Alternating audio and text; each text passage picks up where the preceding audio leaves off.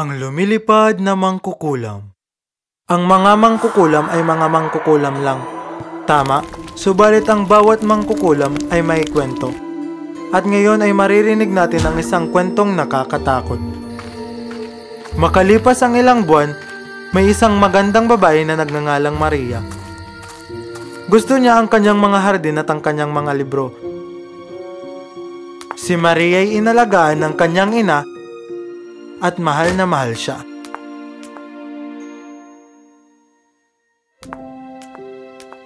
Eto, itago mo ang manika para sa'yo.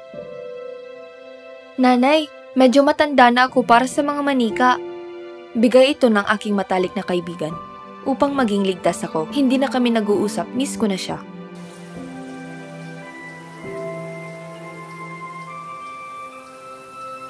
Kahit ano pa man, proprotektahan ka ng manika at igagabay ng tama.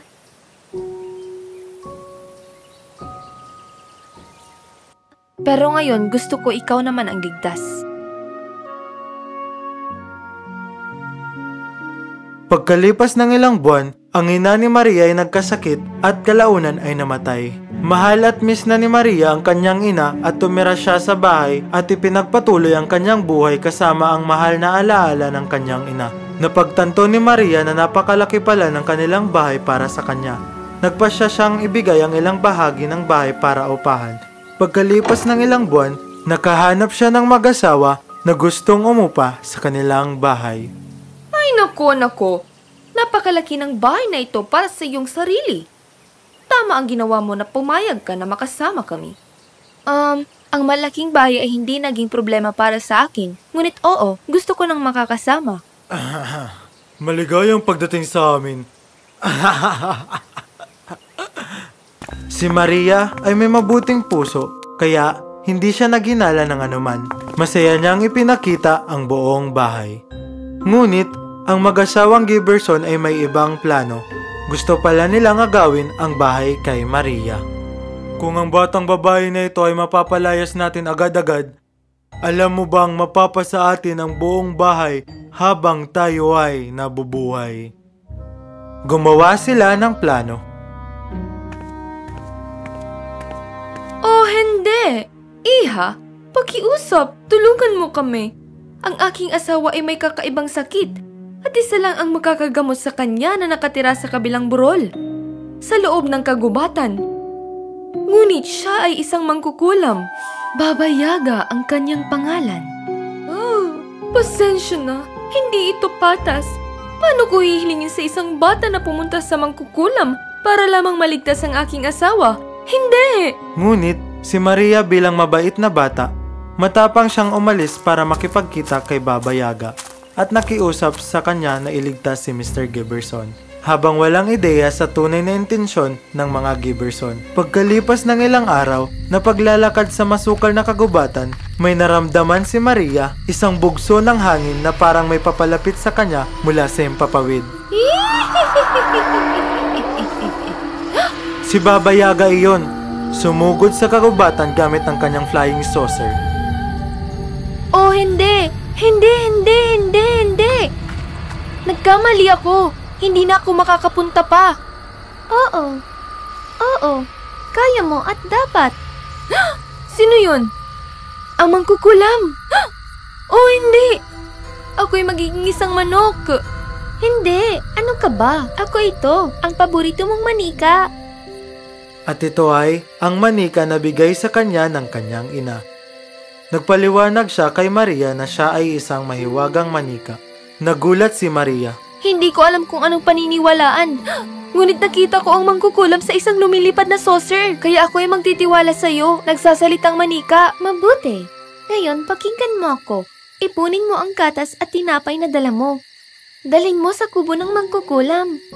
At bigyan mo ang aso at pusa. Sundin mo lang ang sinabi ko. Ikaw ay magiging maayos. Maging matapang ka. Gayunpaman, bumalik ang nagsasalitang manika sa pagiging manika. Huminga ng malalim si Maria at nagpatuloy sa kanyang paglalakbay.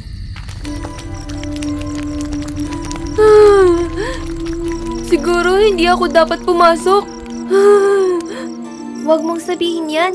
Mabuti ang ginawa mo. Talaga? Magpapatuloy ka lang ba na palaging ganyan? Sino yon?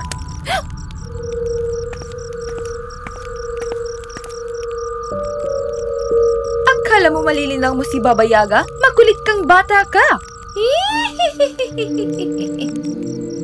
Hindi! Pakiusap, pumunta ako rito upang humingi ng tulong. Merong nakatira sa amin na mag-asawa at si Ginoong Geberson ay may pambihirang sakit at ikaw lamang ang may gamot. Ganon ba? Hayaan mo kung makita kung nagsasabi ka ng katotohanan. Binuksan ni Baba Yaga ang kanyang palayok at nagham ng isang spell. Tumingin siya sa loob at nakita niya na si Mr. Giberson na masigla at masaya. Ang mag-asawa ay nagsasayaw sa paligid ng bahay. Lumingon si Baba Yaga na galit na galit. Magnanakaw ka? Nagsinungaling ka sa akin. Alam mo ba kung sino ako? Dapat kitang gawing isang violin. Oo nga. Kailangan ko ng mahusay na halamang gamot at kuko ng Timog Dragon. Tama!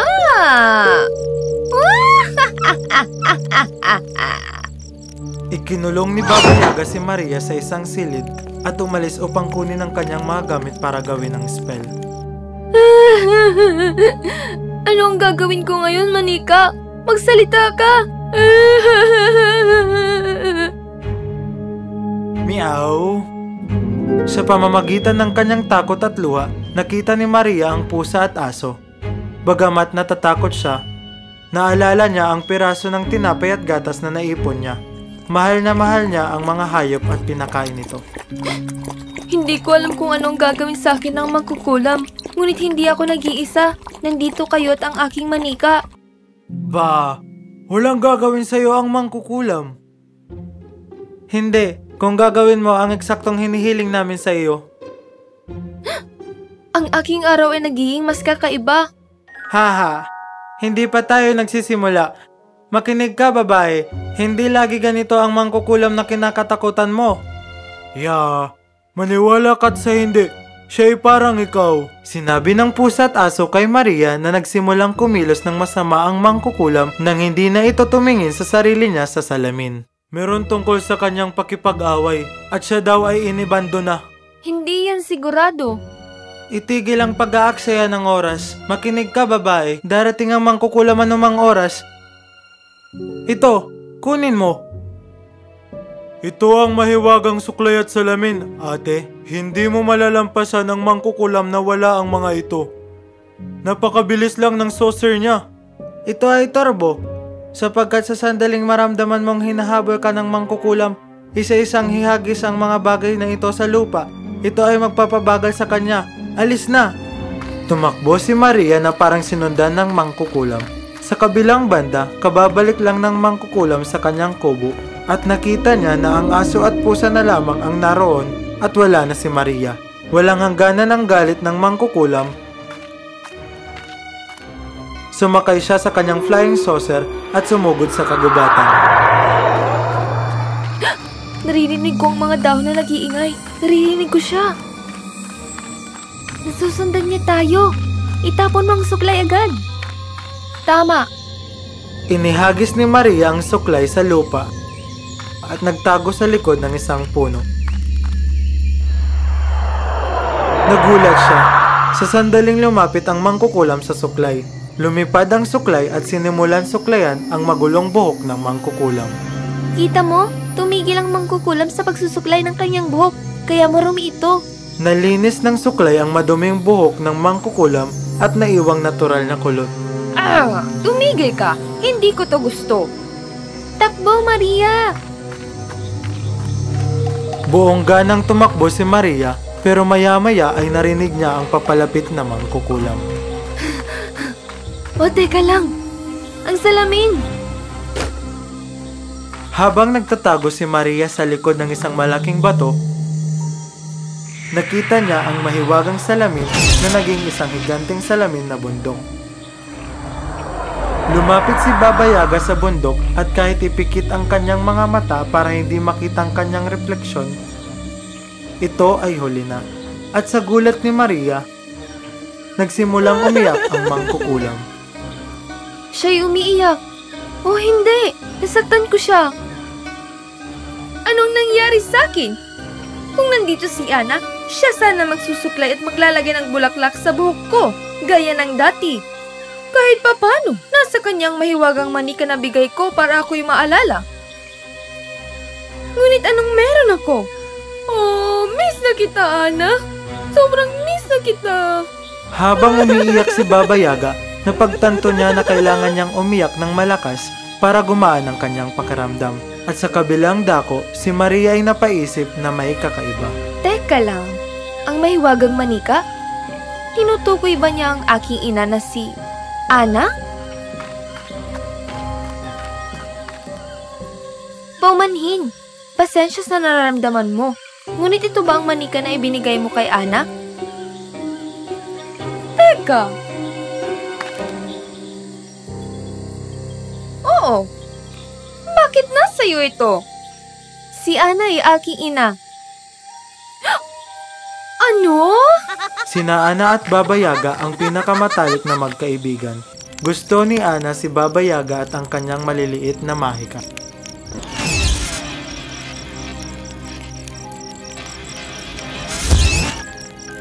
Ngunit, pagkatapos ng argumento, tumigil ako sa pagkikipag-usap sa kanya. Napagtanto ko na wala siya at hindi ko ito matatanggap. Tumigil ako sa paggamit ng salamin at pag-alaga sa sarili ko. Doon nagsimulang paggamit ko ng mahika sa maling paraan. Ngayon na nakita ko ang sarili ko sa salamin, napagtanto ko na binigo ko si Ana. Hindi. Hindi ka nakalimutan ni Ana. Naiintindihan ko na ngayon. Gusto niya akong hanapin ka, kaya ibinigay niya ang manika na ito sa akin. Ang manika ay regalo ni Baba Yaga kay Ana. Mabubuhay lang siya para tulungan si Ana at pagkatapos niyang mawala, para tulungan si Maria. Niyakap ng mahigpit ni Baba Yaga si Maria at nangakong hindi siya bibitawan. Itinuro ni Baba Yaga sa mag-asawang Geberson ang magandang aral. Alam na nila na hindi na dapat muling mandayan ng sinuman. Meow, meow, meow. Meow! Meow! Meow! Naunawaan na ngayon ni Baba Yaga ang kahalagahan ng pagtingin sa sarili. Hindi dahil hindi natin iniisip ang ating mga kilos ay hindi tayo titingin sa ating sarili. Hindi ibig sabihin na hindi tayo mananagot sa ating mga kilos. Natutunan din ni Maria na huwag agad magtiwala kung kani-kanino lang. Si Baba Yaga ay tinawag pa ring mangkukulam, ngunit higit sa lahat dahil siya ay matalino at marami siyang alam na mahika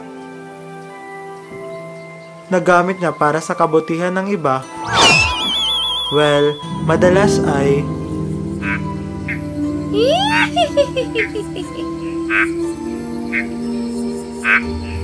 Binibining Baba Yaga.